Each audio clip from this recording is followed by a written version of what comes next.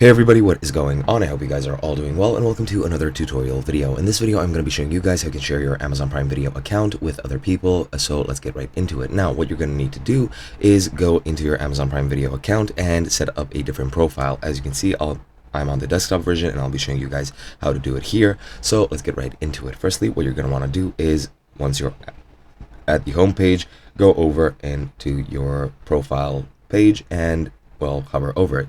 Then you want to click on either add new or click on manage profiles, and then what you want to do from here is also click add new, and then you just need to enter a name, enter whichever name you want, and then you just have to mark if it is a kids profile or not.